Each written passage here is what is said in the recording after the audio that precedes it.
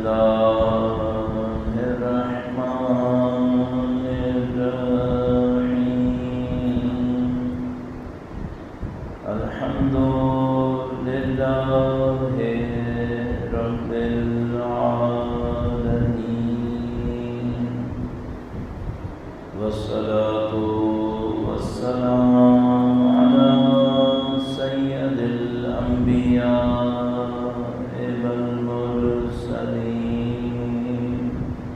حبيب إله العالمين أبي القاسم محمد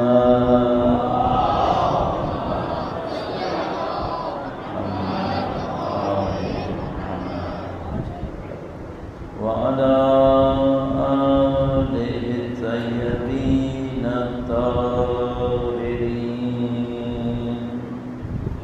سيما بقية الله في الأراضين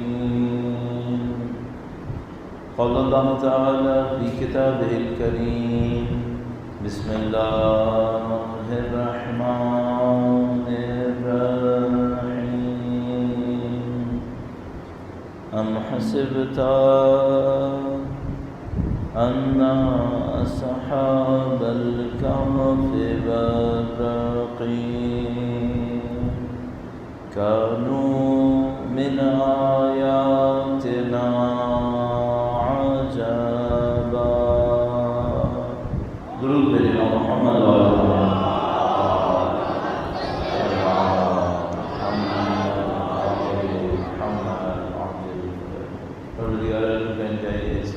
انتہائی شکر اس نے ہمیں دین کی ہدایت نصیب فرمائی قرآن اور اہل بیت اطہار علیہ السلام سے رابطہ نصیب فرمایا خدا تعالیٰ کے انتہائی شکر اس نے ہمیں سید الشہداء کی عزاداری میں بیٹھنا نصیب فرمایا اللہ کی دی ہوئی تمام نعمتوں کا شکر بجا لانے کے لیے وقت کے امام کے حضور ادائے احترام کے لیے ان کی ظہور کی تعظیم کی دعا کے لیے نظر لطف کو حاصل کرنے کے لیے ایک بار پھر درود بھیجیں محمد وعلی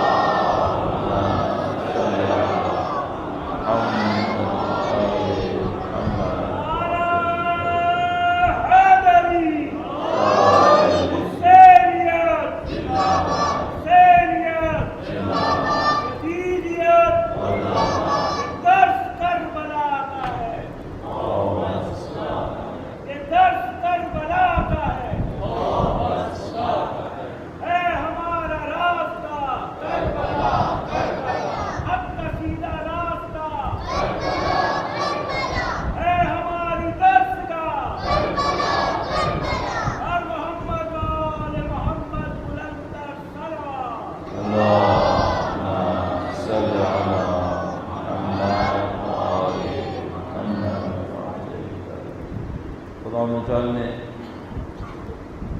ہمارا پر بہت بڑا احسان کیا ہے لطف کیا ہے کہ زمانے کی تمام تر گمراہیوں کے باوجود زمانے کی تمام تر سختیوں کے باوجود اور یہ زمانہ مادہ پرستی کا زمانہ ہے نفس پرستی کا زمانہ ہے ان تمام گمراہیوں کے باوجود خدا تعالیٰ نے ہمارے دلوں کے اندر امام حسین کی محبت قرار دی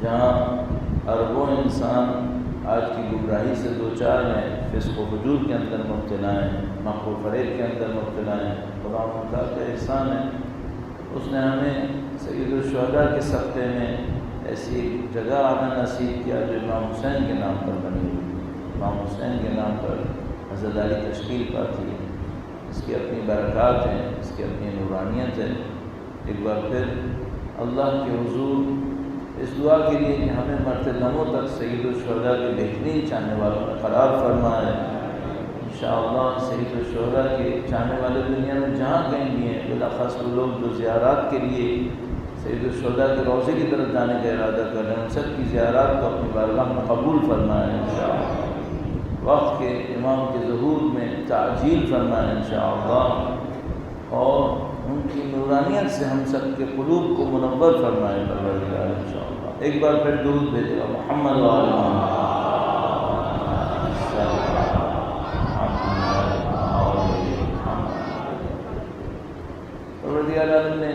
دین مبین کے اندر جتنے بھی احکام صادر فرمائے ہیں اس میں خدا تعالیٰ نے کبھی ہمیں عبادات کا حکم دیا ہے، کبھی ہمیں اخلاق کا حکم دیا ہے، کہیں پر خدا تعالیٰ نے اور نصیحتیں کی ہیں۔ ہم سب کو معلوم ہے کہ خدا کے دین کے پیچھے کچھ نہ کچھ ہدف ہے، کوئی نہ کوئی مقصد ہے، کوئی نتیجہ ہے جو اللہ کے احکام سے ہمیں ملنا چاہیے۔ یعنی ہم یہ نہیں سوچ سکتے کہ مثلا کوئی انسان اللہ کے دین کے اوپر عمل کرے، مثلا 10 سال 5 سال حد تک کم مدت اس نے اللہ کے دین پہ عمل کیا اور نعوذ باللہ تعالی سب کچھ صحیح تھا اور کوئی نتیجہ حاصل نہیں ہوا۔ یہ ممکن نہیں ہے۔ ایک ایک دعا کے پیچھے، ایک ایک آیت کے پیچھے، ایک ایک عمل کے پیچھے خدا تعالیٰ نے کچھ دینے کا وعدہ کیا۔ اور بہت بڑا ایک معاملہ یہ ہے کہ کرنے والے کو یہ پتا ہو کہ مجھے نصیب کیا ہونا ہے، مجھے اس سے حاصل کیا ہونا ہے۔ اور اگر تمام تر کلیت کے ساتھ سوچے تو وہ مقام کیا ہے جس مقام کے اوپر مثلا میں دین پر عمل کرتا رہوں گا تو پہنچ جاؤں گا۔ اب یہاں پہ مثلا جوان تشریف فرما ہے، زیادہ بڑی عمر کے لوگ بھی موجود ہیں۔ یہ سوال سب کے لیے برابر کا اہم ہے کہ دین سے ہمیں ملنا کیا تھا۔ اب چند چیزیں ہیں جو ہماری سمجھ میں آتی ہیں، جو لوگوں کی زبانوں پر ہیں کہ بھئی دین سے ہمیں یہ مل سکتا ہے، وہ میں آپ کی خدمت میں عرض کرتا ہوں اور انشاءاللہ موضوع کو بیان کرنے کی کوشش کریں گے کہ یہ چند ایام کے لیے جو موضوع ہمارے ذہن میں ہے وہ موضوع کیا ہے۔ درود بھیجے گا محمد و آل محمد۔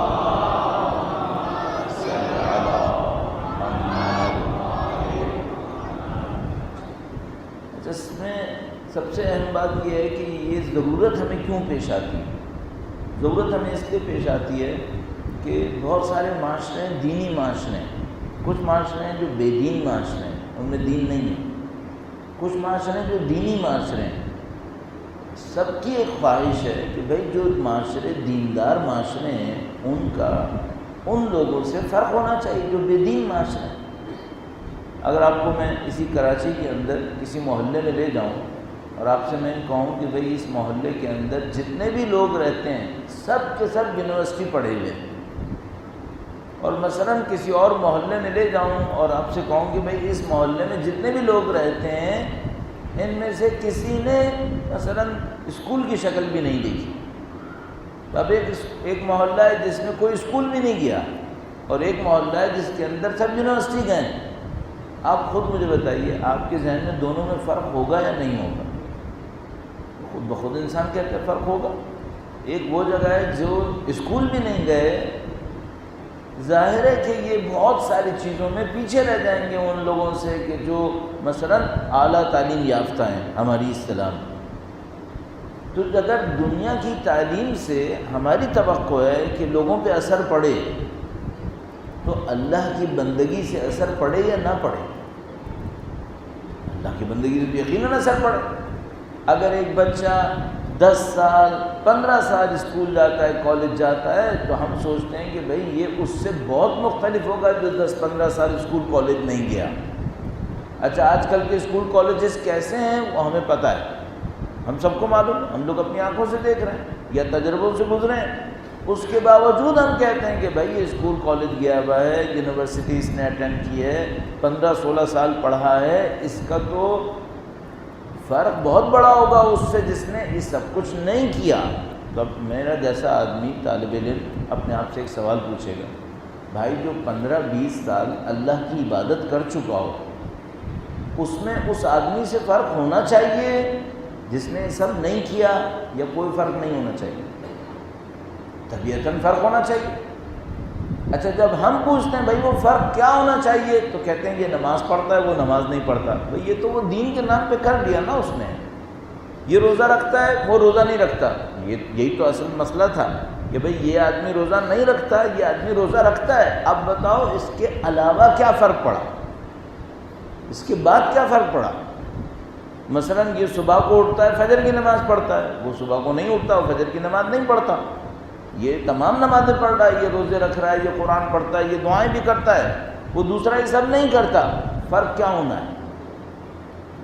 اگر یہ فرق نہیں ہے تو پھر سوال یہ ہے کہ بھائی یہ کون سا اسکول کالج ہے جس میں 16 سال جاتا ہوں 15 سال جاتا ہوں، فرق بھی نہیں بنتا پھر۔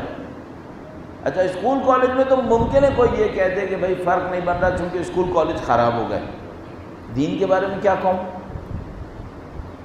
دین تو اللہ کا دین ہے۔ اگر اللہ کے دین نے کہا ہے کہ بھائی نماز پڑھو، ایک آدمی نمازیں پڑھ رہا ہے، عبادتیں کر رہا ہے، ظاہری طور پہ دیندار ہے، پھر بھی اس میں فرق نہیں ہے، تو اب میں کس کو الزام دوں؟ تو مجھے لگتا ہے کہ سب سے پہلے تو ہمیں یہ پوچھنا پڑے گا اپنے آپ سے کہ بھائی ہم اس کے پیچھے کچھ تبدیلی لانا بھی چاہ رہے تھے یا نہیں چاہ رہے تھے، یا یہی کرنے کے لیے کر رہے تھے۔ مثال عرض کرتا ہوں آپ کی خدمت میں، درود بھیجے گا محمد و آل محمد۔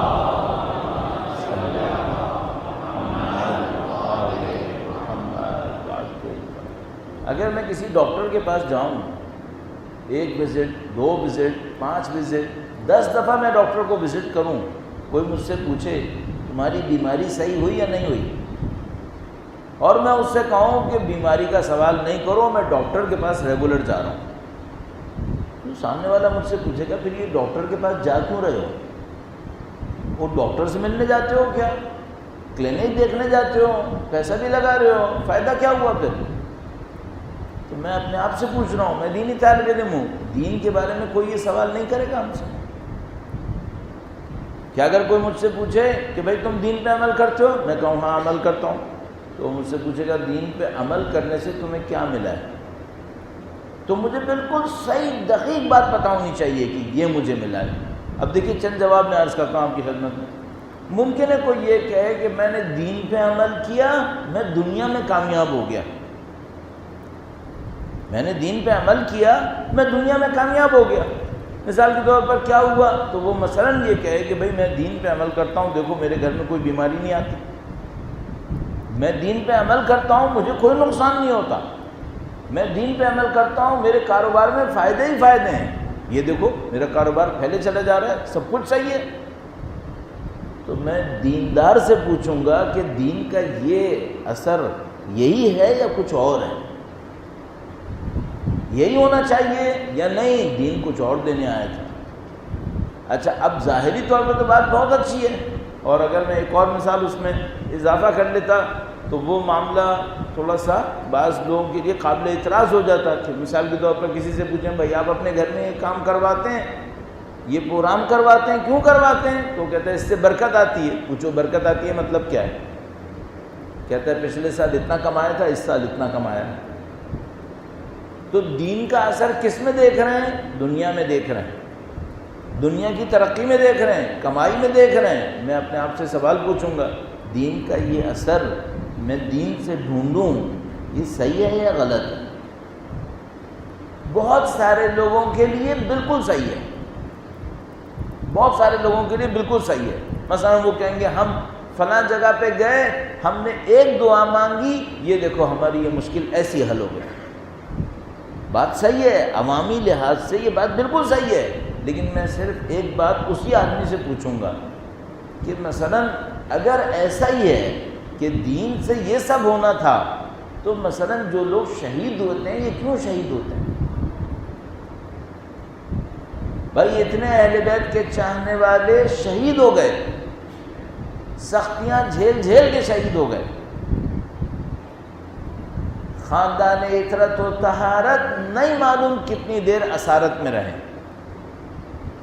اگر دین کا اثر یہ ہو کہ دنیا میں کوئی مشکل نہ آئے تو یہ جو اللہ کے منتخب ترین بندے ہیں ان پہ کیوں آتی ہے؟ حضرت ابو ذر غفاری جلا وطن ہوئے اپنے آبائی علاقے کے اندر جس کا نام ربضہ تھا، جہاں تک میرے ذہن میں آتا ہے وہاں پر احتمال قوی لوگ یہ کہتے ہیں، روایات موجود ہیں کہ انتہائی سختیوں کے اندر شاید فاقے کے عالم میں شہید ہو گئے، دنیا سے گزر گئے۔ اچھا اگر یہ آخر صحیح نہ بھی ہو، کوئی یہ کہے نہیں کسی اور طرح شہید ہوئے، کسی اور طرح دنیا سے رخصت ہوئے، تو انہوں نے جو زندگی گزاری وہ کیسی تھی؟ سختیوں کا مجموعہ۔ اہل بیت اطہار کی زندگی کیسی تھی؟ سختیوں کا مجموعہ۔ تو اگر ان کا دین جو کامل ترین دین تھا اس کا اثر یہ تھا، تو ہمارا جو دین ناقص ہے اس کا اثر ہم دنیا میں دیکھیں، یہ صحیح ہے؟ تو یہ ایک بنیادی سوال ہمارے سامنے آتا ہے. تو کیوں ایسا ہے؟ اس کی ایک وجہ ہے. کیوں ہم یہ کرتے ہیں کہ اپنے دین کا اثر دنیا میں دیکھتے ہیں؟ اس کی ایک وجہ ہے. عرض کروں گا، درود بھیجے گا محمد و آل محمد.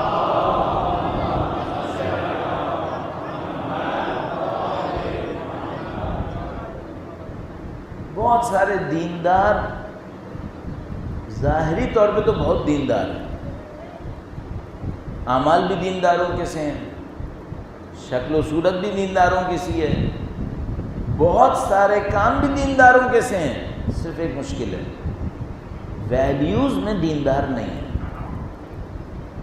اقدار میں، ثقافت میں دیندار نہیں ہے.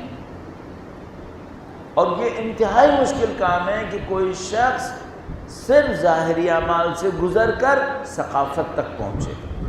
یہ بہت مشکل کام ہے. اس کی ایک مثال عرض کروں گا، اور میں آہستہ آہستہ بڑھ رہا ہوں تاکہ آپ کی خدمت میں پورا وہ موضوع عرض کر دوں جس کے اوپر گفتگو کرنے کا ارادہ ہے انشاءاللہ. ایک بار پھر درود بھیجے گا محمد و آل محمد.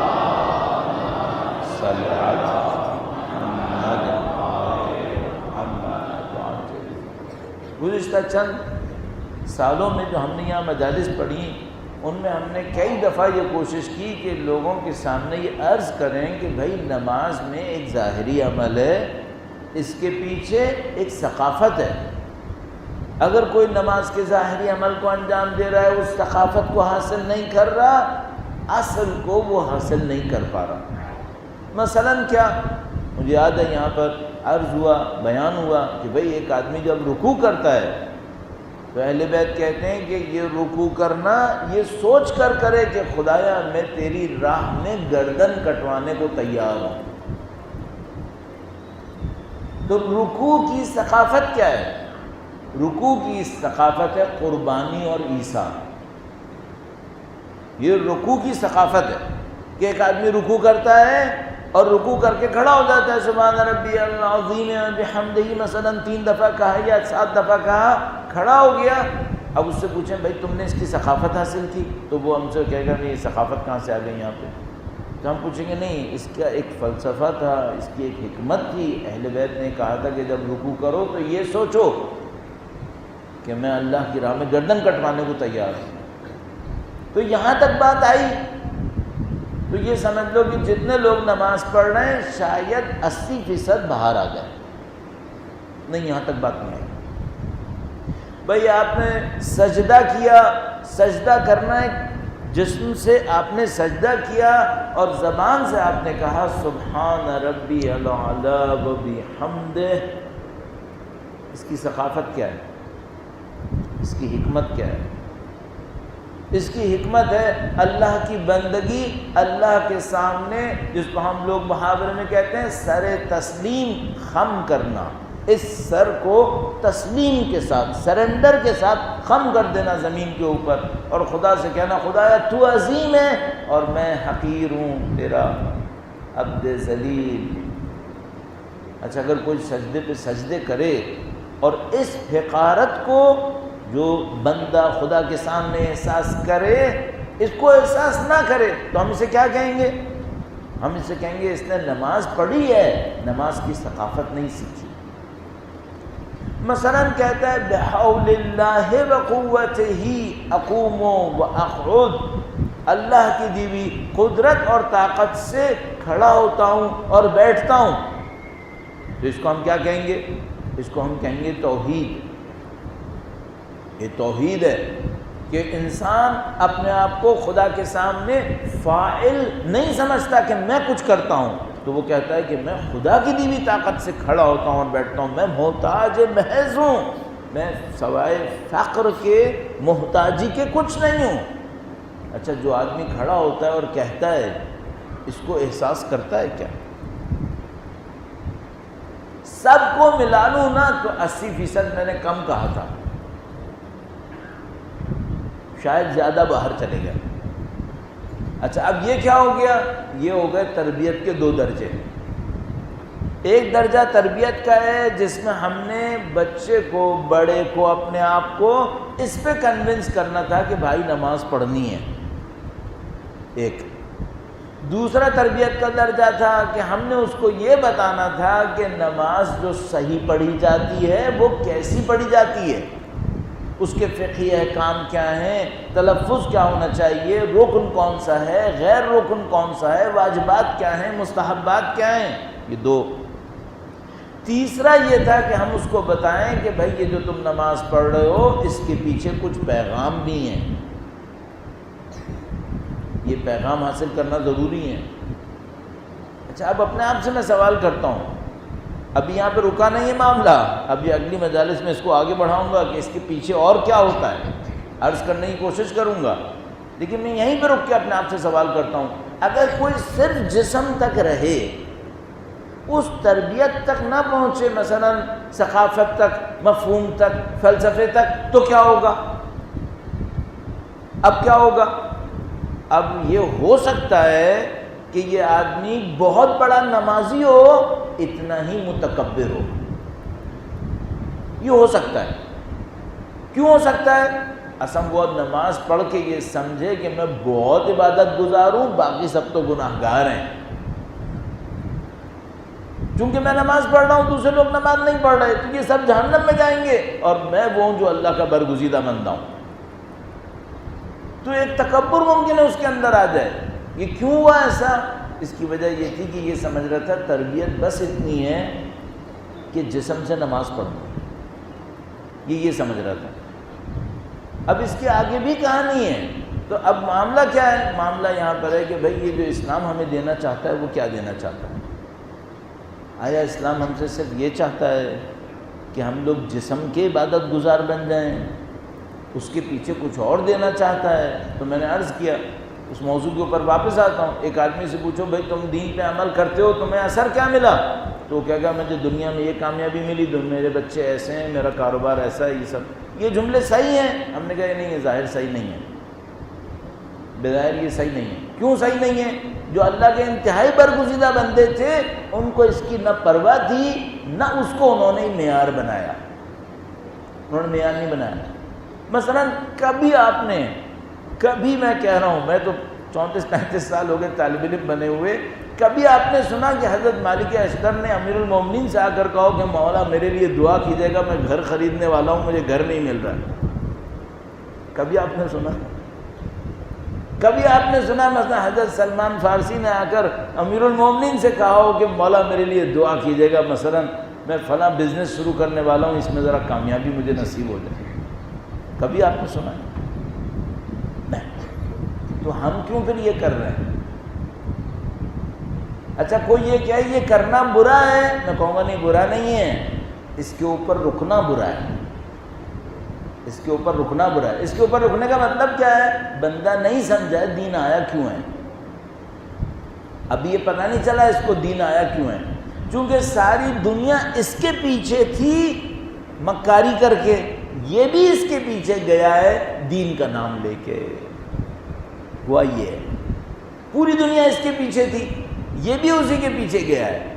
باقی لوگوں نے بے دین کا راستہ لیا ہے، اس نے دین کا راستہ لیا. یہ ان سے ایک لحاظ سے بہتر ہو گیا. اس نے مکاری نہیں کی، اس نے گلا نہیں کاٹا، لیکن یہ بیچارہ سمجھ رہا ہے دین آیا اس لیے تھا. اب میں آپ کی خدمت میں عرض کروں گا، اس بات کو بہت احتیاط سے ہمیں سمجھنا ہوگا، بہت باریکی کے ساتھ. اصلاً اسلام دین کے ذریعے سے کیا دینا چاہتا ہے؟ ایک بات، یہ جو دینا چاہتا ہے اس کے اسٹیجز کتنے ہیں، مرحلے کتنے ہیں. کیوں؟ ایک بندہ پہلے مرحلے کے اوپر رکا رہتا ہے، ساری زندگی وہیں کھڑا رہتا ہے اور سمجھتا ہے میں نے کام کر دیا، میں نے تو معاملہ ختم کر لیا. تو مثلا میرے ساتھ خود ہوا ہے، مثلا کسی نے آ کر مجھ سے کہا کہ ہم نے نماز پڑھ لی، ہم نے روزے رکھ لیے، ہم حج پہ بھی چلے گئے اور ہم زیارات پہ بھی جا چکے ہیں، انہی الفاظ کے ساتھ کم و بیش سمجھ لیجئے مفہوم تو یہی تھا. تو اس نے کہا کہ اب اس کے بعد اسلام میں کچھ اور بچا ہے کیا؟ تو کیا سمجھ رہے ہیں؟ یہ کل اسلام ہے، اب اس کے پیچھے کچھ بچا ہے اسلام میں. تو ہمیں اس کو دیکھ کے سمجھ میں آتی ہے کہ بہت ٹائم لگانا پڑے گا یہ بتانے کے لیے کہ اسلام میں اور کیا ہے، یا اس کے پیچھے کچھ ہے یا نہیں ہے. اس کو ہم کہتے ہیں اسلامی تربیت، اور اس کو کہتے ہیں اسلامی تربیت کے مراحل۔ تو ہمارا جو ٹاپک ہے، موضوع ہے اگلے چند دنوں کے لیے، وہ 2 حصوں میں مشتمل ہے۔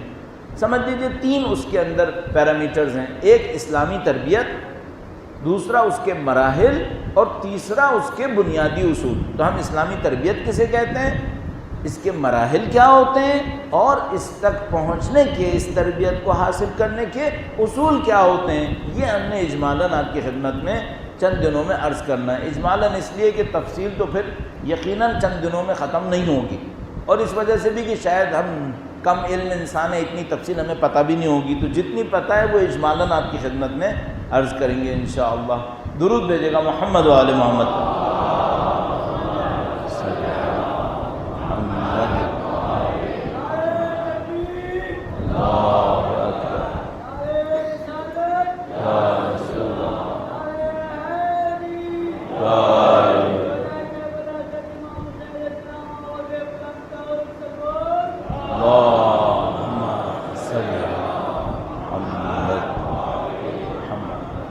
اب آپ سے اس سلسلے میں ہمیشہ کی طرح ایک درخواست ہے، یہ میں آپ کی خدمت میں بھی عرض کرتا ہوں اور اپنے آپ کو بھی سمجھاتا ہوں، اور درخواست یہ ہے کہ سننے پر اکتفا مت کیجیے گا۔ سنتے رہنا اور کچھ نہ کرنا سوائے بوجھ بڑھانے کے آپ کو کچھ زیادہ نہیں دے گا۔ تو کیا کریں، آپ کی خدمت میں اگر کوئی اصول بیان ہو، کوئی کارآمد بات ایک دن کی مجلس میں آپ کو سننے کو مل جائے، تو برائے مہربانی اس کو عمل میں لانے کی ضرور کوشش کر لیجیے گا۔ مثلا کوئی مجھ سے کہہ سکتا ہے کہ بھائی چلیں ابھی تک جو باتیں ہوئیں اس میں آپ نے کون سی کارآمد بات کہی؟ چھوٹی سی ایک بات کہہ چکا ہوں، رکوع کا فلسفہ عرض کر دیا، سجدے کا تھوڑا سا بیان کر دیا، بحول اللہ کو کہتے وقت کیا سوچنا ہے یہ بتا دیا۔ اس پہ عمل کرنا ممکن ہے یا ناممکن ہے؟ صبح کو کر لینا، کسی نے کوئی نافلہ پڑھنی ہو رات میں اس میں کر لینا، فجر کی نماز میں کر لو، کل ظہر کی ہوگی، پھر عصر کی ہوگی، پھر مغرب ہوگی، پھر عشاء ہوگی۔ اچھا اگر آپ نے یہاں پہ سنا اور کل یہاں تک آنے تک آپ نے اس پہ عمل نہیں کیا، تو اس کا مطلب کیا ہے؟ آپ اپنی سماعتوں کو مطمئن کرنے کے لیے یہاں تک آنے کی زحمت کر رہے ہیں، آپ تبدیلی لانے کے لیے یہ زحمت نہیں کر رہے۔ ایک امکان ہے کہ آپ بھول جائیں، مثلا ابھی یہاں پہ آپ نے سنا ہے، سننے کی تھوڑی دیر کے بعد آپ باہر نکلیں گے تو ہمارے پاس ایک علمی قانون مشہور ہے، سائنٹیفک قانون ہے، وہ یہ کہ اگر کوئی انسان 1 گھنٹہ ایک بات سنے، اس کے 20 منٹ کے بعد 80% بھول جاتا ہے۔ 1 گھنٹہ ایک تقریر آپ سنیں، باہر نکلیں تو 20 منٹ کے بعد 80% آپ بھول چکے ہوں گے۔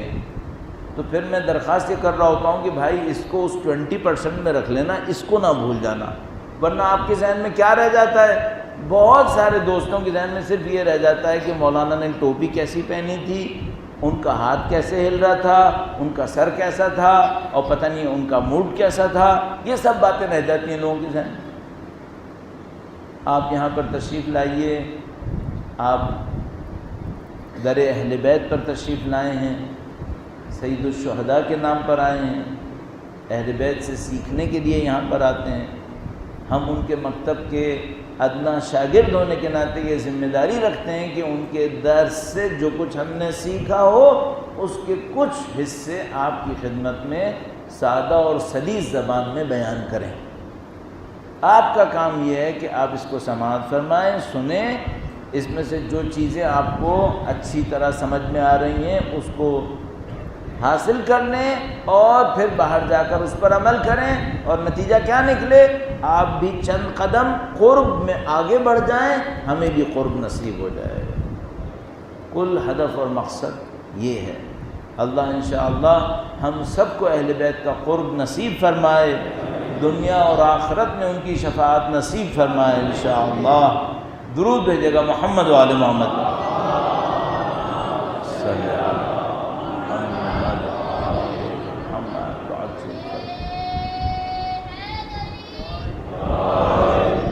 اب یہ جو عمل ہے کہ جس میں ایک انسان ایک خاص مقام سے شروع کرتا ہے اور ترقی کرتا ہوا ایک مقام تک پہنچ جاتا ہے، اس عمل کو کہتے ہیں تربیت۔ مراحل میں نے تھوڑا سا ٹچ کر لیا آپ کی خدمت میں، کیونکہ پہلے تو یہی کنونس کرنا بڑا مشکل کام ہوتا ہے کہ کسی کو کوئی یہ بتائے کہ بھائی ابھی کچھ باقی ہے۔ اب خاص کر اگر کوئی میری جیسی عمر میں آ چکا ہو تو اس کو تو یہ سمجھانا بہت مشکل ہو جاتا ہے کہ بھائی ابھی تمہیں کچھ کرنا ہے، تو وہ کہتا ہے میں بوڑھا ہو گیا بھائی، جو تمہیں کیا پتا کہ کیا کرنا ہے، جو میں کر چکا وہ کر چکا، اور اب آگے کچھ ہے ہی نہیں بقول ان صاحب کے کہ بھئی اسلام میں اب بچا کیا ہے۔ تو پہلا مرحلہ تو یہ کہ نہیں بھائی بہت کچھ بچا ہے، ابھی آپ کی خدمت میں کچھ دنوں میں اور عرض کرنے کی کوشش کریں گے جہاں تک ہمیں صرف پڑھ کر لکھ کر سمجھ میں آیا وہ۔ دوسرا مسئلہ ہے یہ جو عمل ہے یہ ہے تربیت۔ اور تربیت کیا ہے؟ تربیت یہ ہے کہ جیسے مثلاً اگر آپ نے کبھی آنکھوں سے دیکھا ہو آنکھوں سے نہ دیکھا ہو، مثلاً کسی ڈاکومنٹری وغیرہ میں دیکھا ہو کہ ایک آدمی ایک چلتے ہوئے پہیے کے اوپر مٹی کا ایک ڈھیلا رکھتا ہے اور مٹی کے ڈھیلے کے اوپر پانی ڈالتا رہتا ہے اور وہ پہیہ گھوم رہا ہوتا ہے، اور وہ اپنے ہاتھوں سے اس مٹی کے ڈھیلے کو بنا بنا کر کبھی پیالہ بناتا ہے، کبھی سرائی بناتا ہے، کبھی کوئی برتن بنا لیتا ہے۔ تو آپ ایک ڈھیلے سے شروع کرتے ہیں، ایک بامقصد برتن تک پہنچ جاتے ہیں، یہ تربیت ہے۔ آپ شروع کریں نفس انسانی سے جو خام ہے، را میٹیریل ہے، اس کے اوپر محنت کر۔ اچھا اب یہ جو برتن بنا رہا ہے کیا یہ کر سکتا ہے کہ مثال کے طور پر ابھی آدھے برتن تک پہنچا تھا اور کہے کہ میں ذرا سگریٹ پی کے آتا ہوں پھر دیکھتا ہوں؟ یہ نہیں ہو سکتا، خراب ہو جائے گا۔ برتن بناتے بناتے وہ ایک ہاتھ سے موبائل اٹھائے یہاں بات کرنا شروع کر دے، دوسرے ہاتھ سے کچھ چلاتا رہے اس کو ایسے ہی، یہ سب نہیں ہو سکتا۔ تو کیا مطلب؟ بھائی آپ برتن بنا رہے ہو، فل اٹینشن اس کو دینی پڑے گی، ساری توجہ اس کو دینی پڑے گی، کتنے ہی ماہر ہو جاؤ یہ ڈرامے نہیں چلیں گے اس کے ساتھ، یہ خراب ہو جائے گا۔ ذرا سا پانی کم کر دیا یہ کریک ہونے والا ہے، ذرا پانی بڑھا دیا یہ شیپ نہیں لے گا۔ ایک بات پوچھوں گا، ہماری نماز تربیت کرے گی؟ ہماری نمازیں ہماری تربیت کر لیں گی؟ یہ جتنی دیر برتن بناتا ہے، جتنی توجہ دیتا ہے، ہم اس کی آدھی اپنی نماز میں نہیں دے پاتے۔ اگر یہ ہماری طرح نماز پڑھنے کی طرح برتن بنائے نا تو دنیا میں کوئی برتن نہیں بنے گا، پھر سب ٹوٹ جائیں گے۔ اس خاطر نمازیں ہمیں انسان نہیں بنا رہی، اس خاطر ہماری عبادتیں ہمیں انسان نہیں بنا رہی۔ کیوں؟ تو ہم 10 کام کر رہے ہیں، اور جس مہارت سے کرنا چاہیے تھا وہ مہارت مفقود ہے، یا خوش قسمت ہوں گے جن کے اندر کل مفقود نہیں ہے، کچھ ہے کچھ نہیں ہے، اور بہت کوئی خوش قسمت ہوگا جس کے اندر سب کچھ ہے، تو پھر وہ بن بھی جائے گا، پھر وہ بنتا بھی ہے، خدا اسے قبول بھی کرتا ہے۔ تو آپ صرف ایک بات کو دیکھتے رہیے، بھائی یہ جو تربیت ہے یہ کیسا عمل ہے؟ تو صاحب یہ پارٹ ٹائم عمل نہیں ہے، یہ لائف ٹائم عمل ہے۔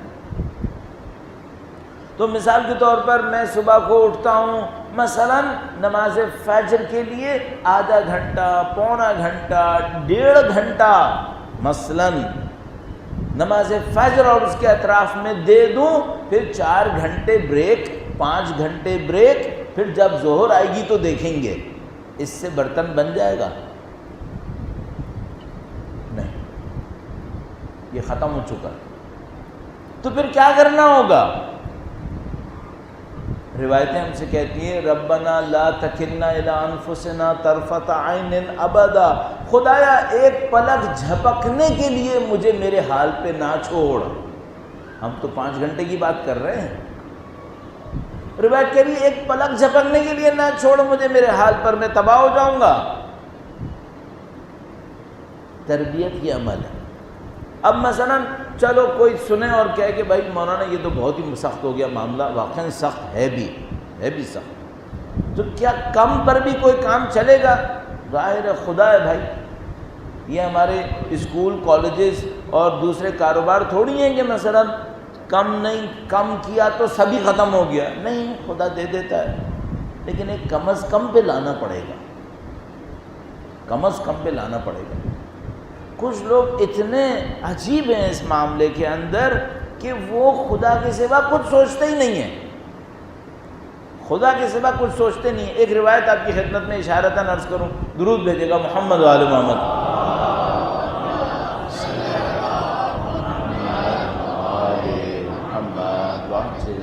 تھوڑا سا سخت کام ہے، اس کو اصولی طور پہ عرض کر دیتا ہوں، تھوڑا سا سخت کام ہے۔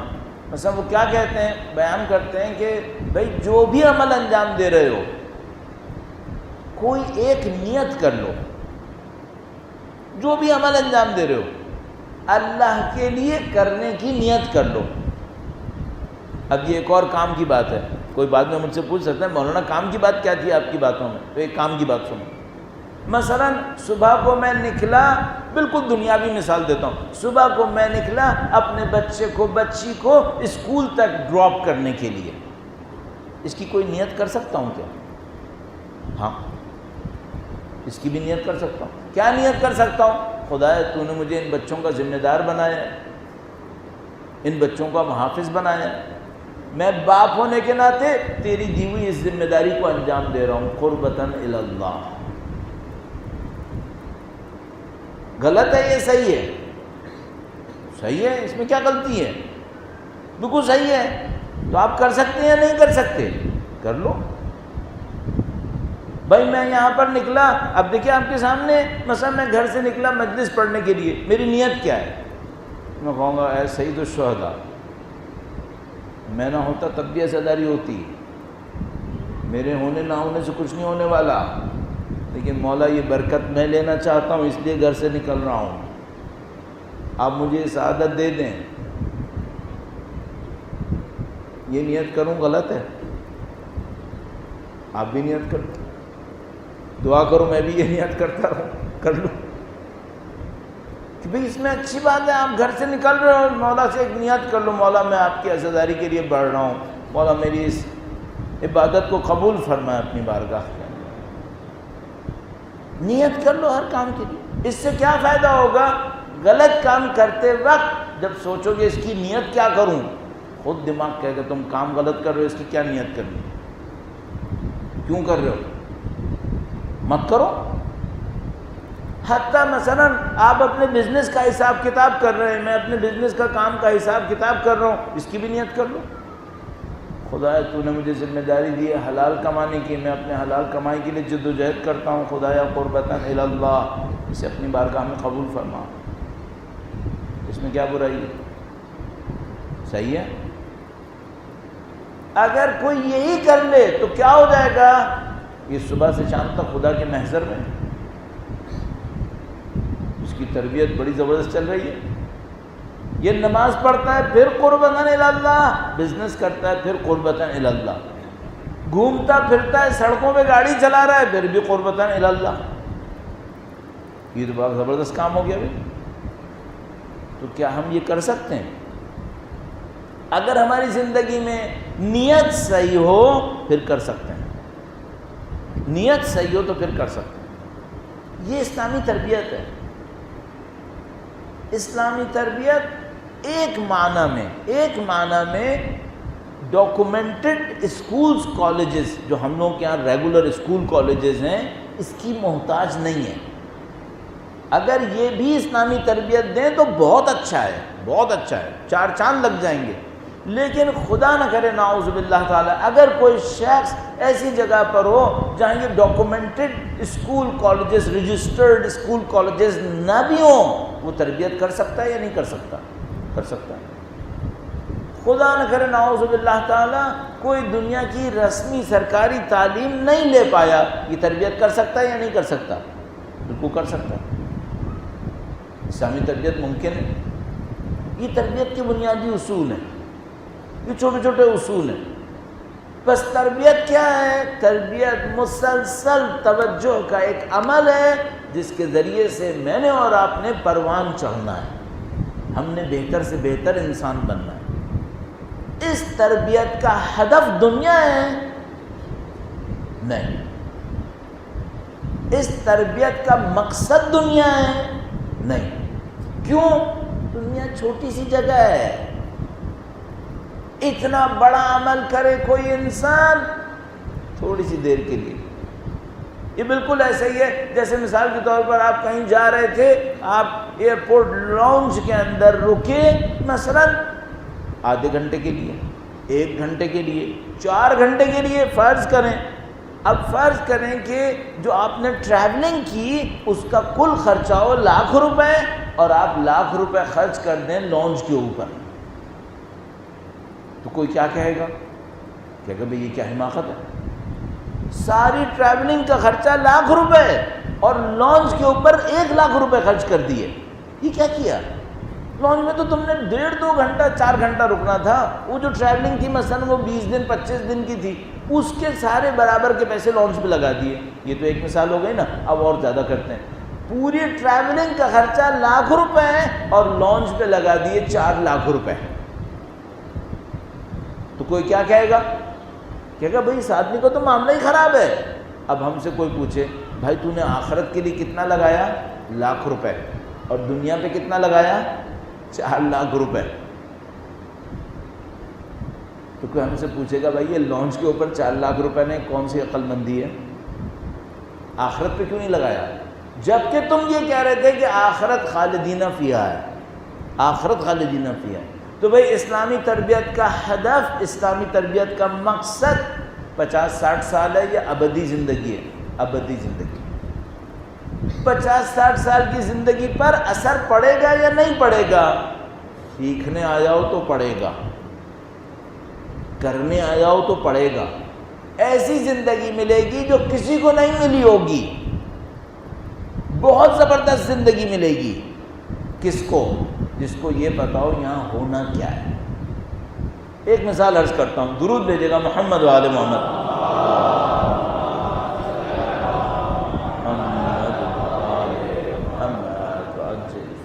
ذرا ایک بار پھر مل کر درود بھیجے گا محمد و آل محمد۔ صلی اللہ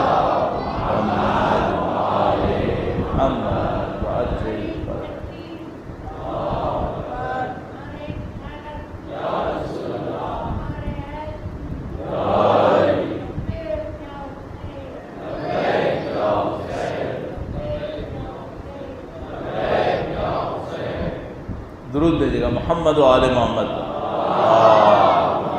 صلی اللہ محمد و آل محمد۔ اس مفہوم کی کئی روایات ہمارے پاس ہیں، کئی روایات ہمارے پاس ہیں۔ تو مثال کے طور پر ایک آدمی کہیں کچھ مانگنے کے لیے امام کے پاس آتا ہے اور کہتا ہے مولا میں فقیر ہوں، میرے پاس کچھ نہیں ہے، میں نادار ہوں۔ امام پوچھتے ہیں کہ بھائی تم نادار نہیں ہو، تم فقیر نہیں ہو، تم محتاج نہیں ہو، تمہارے پاس بڑی دولت ہے، تمہارے پاس بہت کچھ ہے۔ وہ نہیں مانتا اور کہتا ہے نہیں مولا میرے پاس کچھ نہیں ہے۔ اور امام، آپ نے 10ویں دفعہ سنی ہوئی ہے، امام اس سے فرماتے ہیں کہ تم یہ بتاؤ یہ جو ہماری محبت تمہارے دل کے اندر ہے اس کو کتنے میں بیچو گے؟ اس نے کہا مولا یہ بیچنے کا نہیں ہے، یہ میرے نزدیک بیچنے کا نہیں ہے، اگر کوئی یہ مجھے خریدنے کے لیے لاکھوں بھی دے میں یہ نہیں بیچوں گا۔ امام نے فرمایا پھر اس کا مطلب ہے یہ بہت قیمتی چیز ہے، بہت مہنگی چیز ہے جو تمہارے پاس ہے۔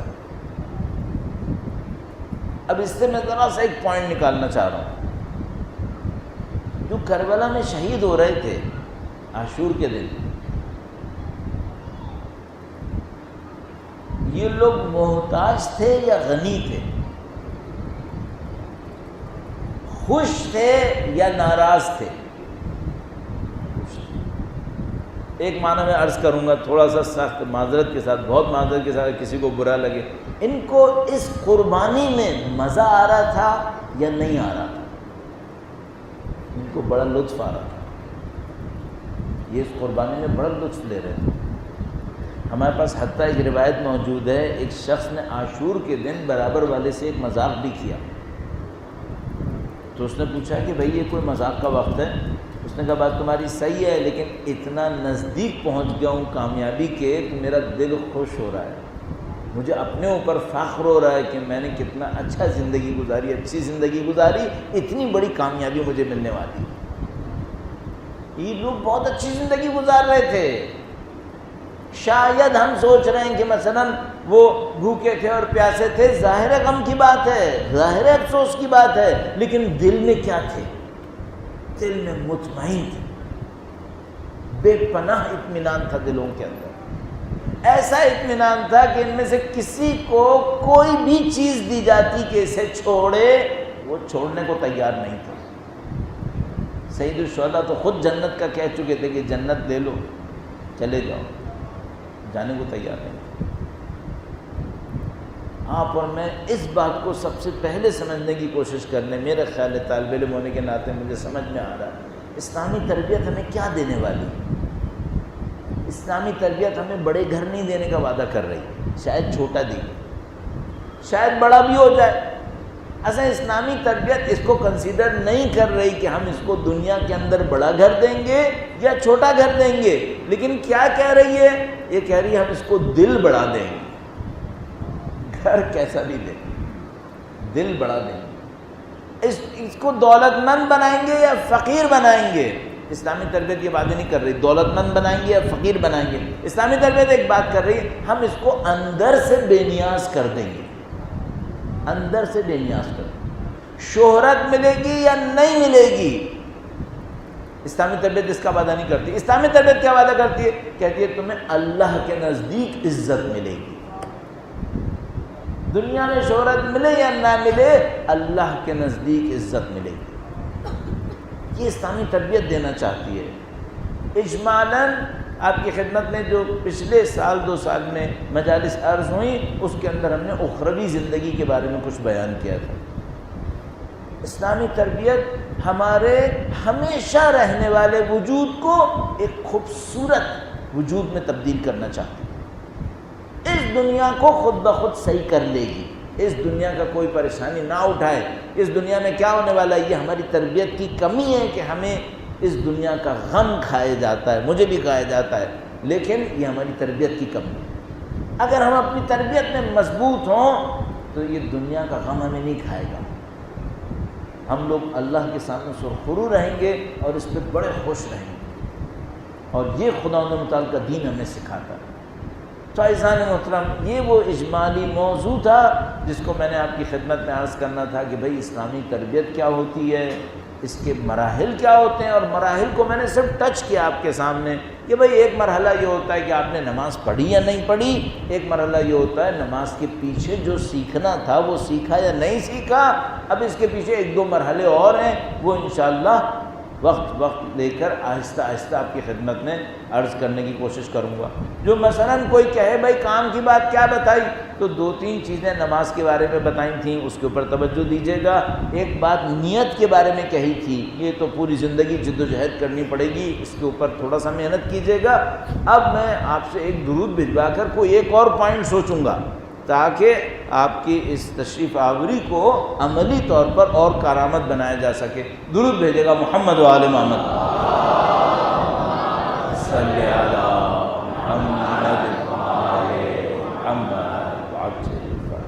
یہ جو درود بھجوانے کا عمل ہے نا، ایک کچھ لوگ تو اس کو وقت گزارنے کے لیے بھجواتے ہیں، جو ناانصافی ہے، بہت بڑی ناانصافی ہے کہ کوئی صرف اس لیے درود بھجوائے کہ اس کو وقت گزارنا ہے۔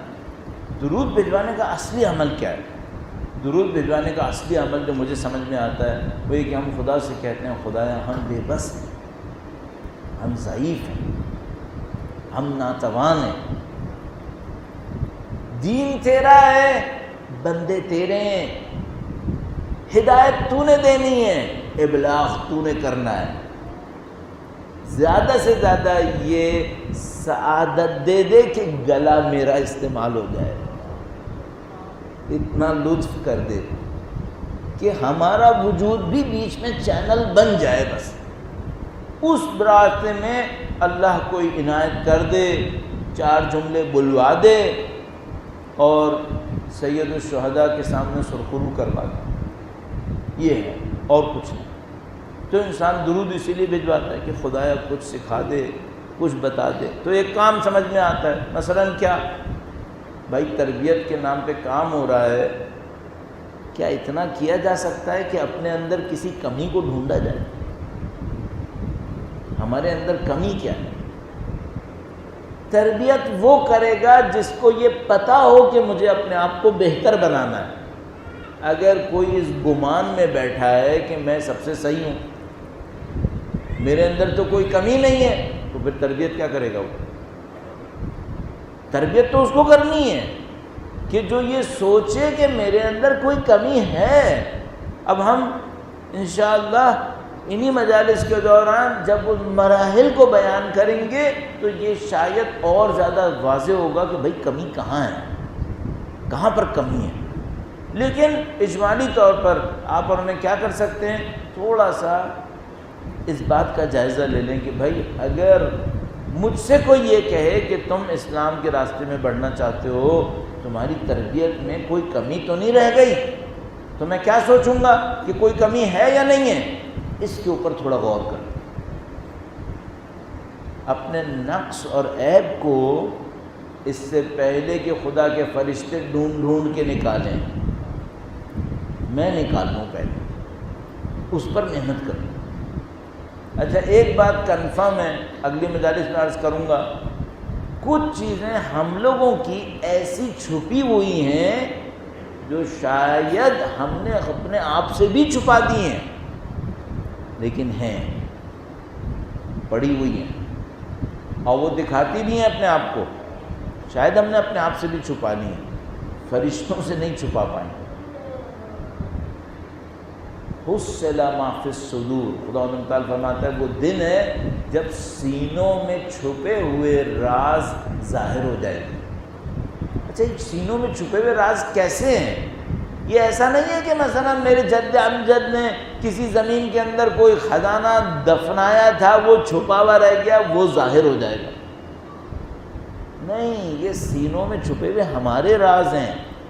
اچھا، وہ ایسا راز ہے کہ مثلا میں نے 20 سال کی عمر میں ایک گناہ کیا تھا، کسی کو نہیں بتایا تھا، وہ ظاہر ہو جائے گا۔ نہیں، اس سے زیادہ گہری بات ہے، یہ اس سے زیادہ گہری بات ہے، یہ کچھ اور ہے۔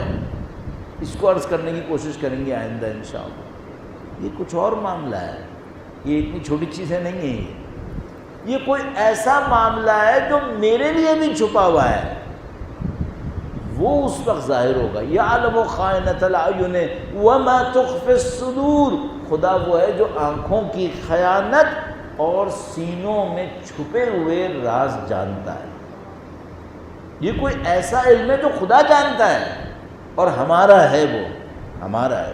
وہ کیا ہوتا ہے انشاءاللہ اس کو مراحل کے اندر عرض کرنے کی کوشش کریں گے۔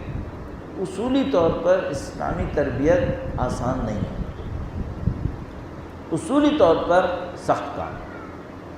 یعنی اگر کوئی دنیا میں پوچھے بھائی ماؤنٹ ایوریسٹ سر کرنا آسان ہے؟ بہت مشکل ہے۔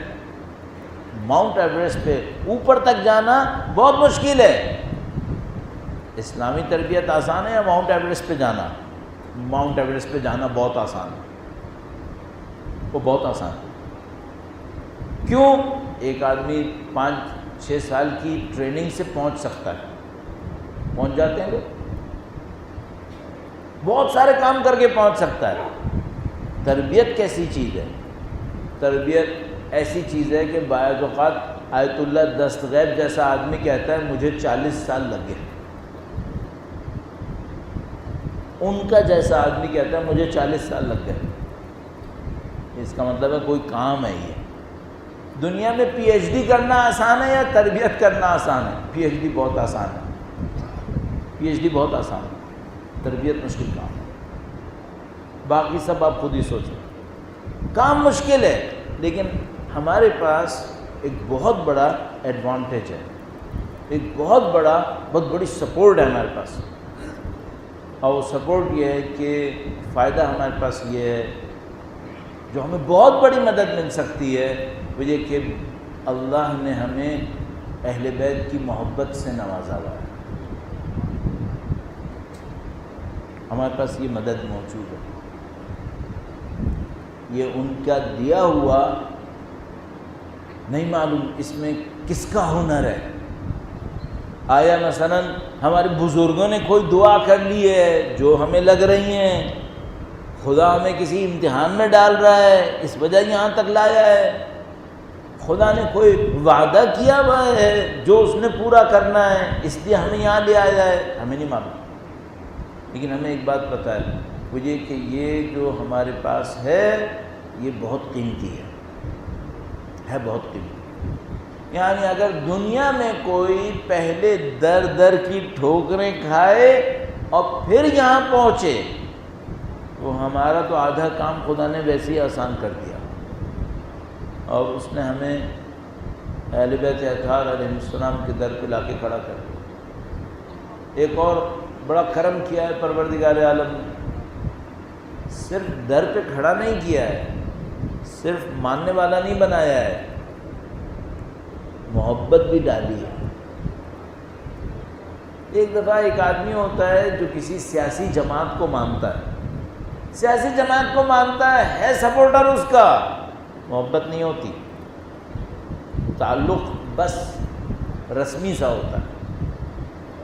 خدا نے اگر ہمیں اہل بیت کے در پہ کھڑا کیا ہے اس نے رسمن نہیں کھڑا کیا، رسمن یہاں تک نہیں لے کر آیا ہے، دلوں کے ساتھ لایا ہے، روح کے ساتھ لایا ہے. کیا نشانی ہے اس بات کی؟ 1400 سال کے بعد تو کوئی کسی پہ نہیں روتا، کوئی نہیں روتا. یہ خدا نے پتہ نہیں کیا کر دیا. میں نے کہا نا کوئی وعدے کیے ہیں یا تو خدا نے کچھ نوازنے کا ارادہ کیا ہے، پتہ نہیں خدا نے متعال نے کیا عمل انجام دیا ہے کہ لوگ جو شاید اپنے ماں باپ پہ اتنا نہ روئے ہوں بلکہ قطعاً نہیں روئے ہوں گے وہ اہل بیت پہ رو رہے ہوتے ہیں، وہ اہل بیت کے غم پہ گریے کر رہے ہوتے ہیں. بعض اوقات سمجھ بھی نہیں آتا یہ ہوتا کیوں ہے، یہ پتہ نہیں کیا ہے، شاید خمیر کا اثر ہے، نہیں معلوم کیوں ایسے دل جڑے ہوئے ہیں. نشانی کیا ہے؟ نشانی اربعین ہے. کروڑوں لوگ امام حسین کی طرف جا رہے ہیں، کوئی روکنا بھی چاہے تو نہیں روک پائے گا. اپنے لیے قربانیاں دیتے ہیں، سب کچھ کرتے ہیں، امام حسین کی طرف جاتے ہیں. کیا نشانی ہے؟ 1400 سال عزا ہو رہی ہے. کوئی کمانڈ ہے، کوئی کنٹرول ہے، کوئی سینٹر ہے، کچھ نہیں. چھوٹی چھوٹی عزا سے لے کر بڑی بڑی مجلسوں تک ہو رہی ہیں. کوئی بس اتنا ہی کرتا ہے، کچھ نہیں کر سکا تو مثال کے طور پر پانی لے کے کھڑا ہو گیا کہ امام حسین کا عزادار یہاں سے گزرے گا، پانی تو پیے، کچھ نہیں کر سکے گا تو یہ کرے. بھائی کوئی علم نکالے گا، بڑے علم سجائے گا، کوئی زلزلہ نکالے گا اسے سجائے گا، کوئی کچھ نہیں کر سکتا تو بعض اوقات ایک لکڑی پر کالا کپڑا لپیٹ کر کھڑا ہو جاتا ہے. میں بھی عزادار ہوں. کل قیامت کے دن سید الشہداء کو یہ کہوں گا کہ میں بھی عزادار تھا، میں بھی رونے آیا تھا. یعنی کیا محبت ڈال دی خدا نے. اور ان تمام محبتوں کا مرکز اللہ نے بنت رسول اللہ کو قرار دے دیا.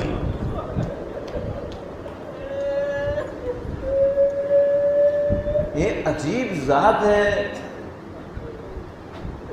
مثلا کسی کی عمر 50 سال ہو، 60 سال ہو، 50-60 سال میں فضائل نظر آتے ہیں، کارنامے شخصیتوں کے نظر آتے ہیں. اگر تصور کرو کوئی سن میں 20 سال سے کم ہو، دنیا سے رخصت ہو جائے اور اس کا غم لوگوں کے دلوں میں ایسا بیٹھ جائے کہ نکال نہ سکیں، ایسا غم دلوں میں بیٹھ جائے کہ نشانی بن جائے اور اب ہمارے جیسے پڑھنے والے کو تو کچھ بھی نہیں کہنا ہوتا ہے، بس اتنا کہنا ہوتا ہے کسی کا باپ دنیا سے گیا ہو اور تعزیت میں گھر میں آگ لگ گئی ہے،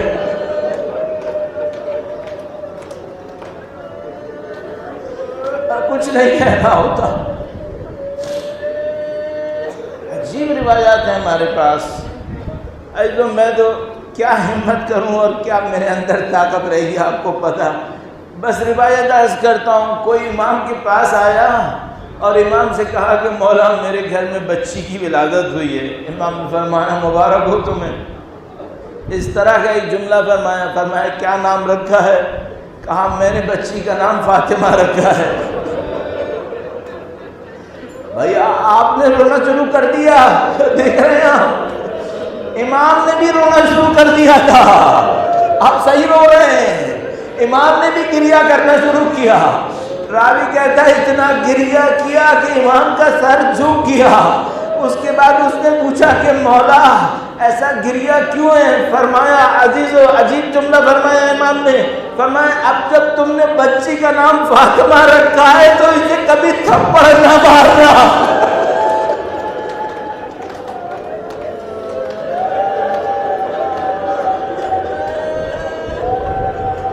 اسے کبھی تھپڑ نہ مارنا۔ تو ام الائمہ بنت رسول اللہ کے مسائل کوئی کیسے پڑھ سکتا ہے؟ کوئی ان مرائل کو کیسے بیان کر سکتا ہے؟ تمام تر تقدس اور احترام کے ساتھ بیان کرنا ہوتا ہے۔ بس انسان جملوں کو بولے اور گزر جائے اور کہے کہ بھائی یہ بنت رسول اللہ ہے، لیکن اس کو تھپڑ بھی لگا ہے، تازیانے بھی برسے ہیں، در و دیوار میں پسی بھی ہے، اور جب علی کو لجانے لگے تو علی کی حمایت میں کھڑی ہو گئی ہے۔ اور بس وہ موقع آتا ہے ایک موقع کے اوپر جب دنیا سے جانے لگے، امام حسن امام حسین الوداع کرنے کے لیے آئے۔ امام حسین کھڑے ہوئے، کہا پہلے میری ماں مجھ سے الوداع کرے۔ اسماء بنت عمیس کہے کہ ماں دنیا سے رخصت ہو گئی۔ فرمایا میں اپنی ماں کو پہچانتا ہوں۔ امیر المومنین کی روایت، خدا کی قسم فاطمہ کے بندے کفن ٹوٹ گئے۔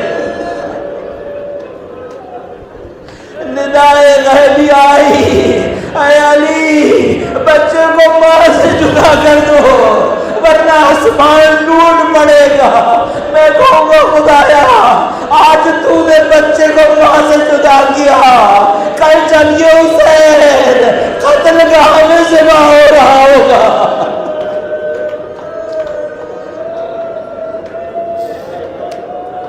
لعنت اللہ علی القوم الظالمین وسیعلم الذین ظلموا ای منقلب ینقلبون۔ پروردگارہ تجھے بی بی سیدہ کے مصائب کا واسطہ، سید و سردار مولا اور آقا امام آخر الزمان کے ظہور میں تعجیل فرما، ہمیں ہماری نسلوں کو ان کے جانثاروں، ان کے راہ میں شہید ہونے والوں میں قرار فرما۔ ماتم حسین۔